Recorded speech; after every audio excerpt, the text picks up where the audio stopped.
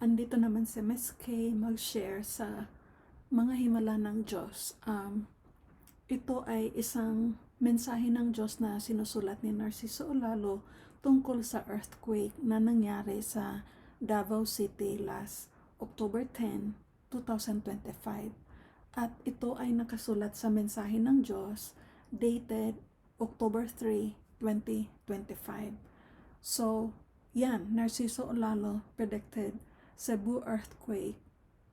Actually, this is Davao, not Cebu. But there was also earthquake in Cebu, but then the first one was in Davao. So it should be Davao earthquake and Cebu. So that's it, October 3, 2025. Ang mensahe at nangyari sa Davao October 10 at saka may nangyari din na earthquake sa Cebu last October 11. So, basahin natin ang mensahe. Narciso Olalo, October 3, 2025, 12:30 oras sa Australia. Mensahe ng Diyos, nasa isang malaking lamesa ako at may kaharap ako na 3 tao, isang babae at 2 lalaki. Pinagtatawanan nila ako. Habang pinagmasdan ko sila, sabay may isang lalaking lumapit sa akin. Ang sabi, pinagtatawanan kanila. Paglingon ko, si Jesus Christ pala. Ang sabi ko, oo. Ginawa nila akong isang comedy. Umalis si Jesus Christ, sabay biglang nawala ang ilaw na may kasamang sigaw na malakas. Ang sabi, Tumayo ako, sabay sinundan ko si Jesus na hindi ko siya makita na tila para akong isang lasing na tumatakbo na humahawak sa dingding ng bahay. Habang sinisigaw ko rin na, sabay nagising ako. Ang mensahe ng Diyos. Kung babasahin ko ito, may malakas na lindol na darating gawa ng pinagtatawanan ng mga tao ang mga pinararating ko. Kaya buong Pilipinas, humanda kayong lahat. Hindi ninyo alam kung kailan at saang banda sa lugar ninyo ang tatamaan nito, lalo na sa mga nangungutya sa mensahe ng Diyos. Humanda kayong lahat. Tandaan ninyo, 16 years ko na ginagawa ito. Ang lahat ng pinarating ko ay nagkatotoo. Ingat sa pangungutya. Bukas makalawa, isa kayo sa mapapahamak. Laging handa. So yan ang mensahe ng Diyos. So ito yung original kung saan sinulat ni Narciso Olalo ang mensahe. So anyway, I will go back to that link. But for now, let us watch the news about 7.4 quake. So here we go. Today, we begin with another powerful quake in the Philippines, and this time jolting parts of Mindanao and the Visayas. The magnitude 7.4 tremor struck off the waters of Davao Oriental at 9:43 this morning, FIVOG says.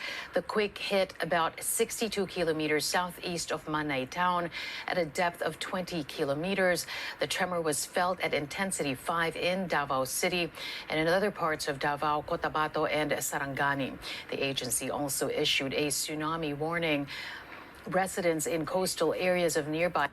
Anyway, kayo na manood sa YouTube kasi ang lahat naman ito nasa YouTube yung proof na nangyari talaga yung mensahe ng Diyos. So, balik tayo sa slide na pinakita ko earlier. So, ano ang sabi sa mensahe ng Diyos? Kung babasahin ko ito, may malakas na lindol na darating, gawa ng pinagtatawanan ng mga tao ang mga pinararating ko. Kaya buong Pilipinas, sumanda kayong lahat.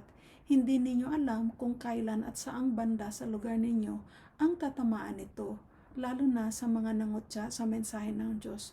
Humanda kayong lahat. So, sana ang lahat magbasa sa mga mensahe ng Diyos. So, sa sinasabi ko earlier, ang mensahe ng Diyos, October 3, 2025, nangyari 1 week after yung earthquake sa Davao, 7.4 magnitude. At saka October 11, yung sa 6.0 magnitude naman sa Cebu. So, again, ito ang mensahe. Tingnan natin yung sa Cebu. I think this is in Cebu. Yes, let us watch this one. Don't use baking soda for prostate problems before watching this video. Men over 50 are discovering a surprise. Ito yung sa Cebu.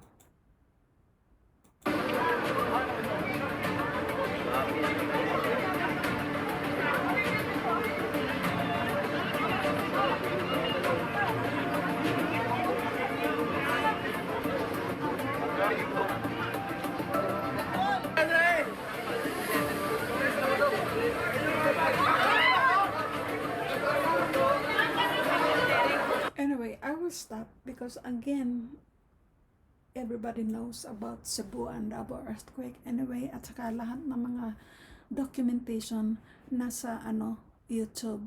So again, magbasa tayo sa mga mensahe ng Diyos kasi nangyari talaga yung mga sinusulat ni Narciso Olalo. So sa hindi pa nakakilala kung sino si Narciso Olalo, let me give you the background of Narciso Olalo. So let us all listen kung sino ba si Narciso Olalo. Narciso Olalo is the one instrument chosen by God to convey his messages and to spread the truth. Narciso Olalo's life as a faith healer is characterized by his commitment to healing without charging money, preaching and teaching God's messages, spreading spiritual truth, predicting future events, and seeing people's sins. His work likely involves a deep connection to his faith, a strong sense of purpose, and a significant impact on the lives of those who seek his help. God's message on his second coming. 1. You can heal and preach to the people, but no money should be collected, without charge, even a single cent. It should be absolutely free. You are an instrument to heal the people. However, I have the healing power to cure people according to their faith in you, that I am using you as my instrument for healing them, and they should have faith in me as Jesus Christ. 2. I will give you the power of mind. This is powerful because you can see and describe the life story of a person if you talk to them.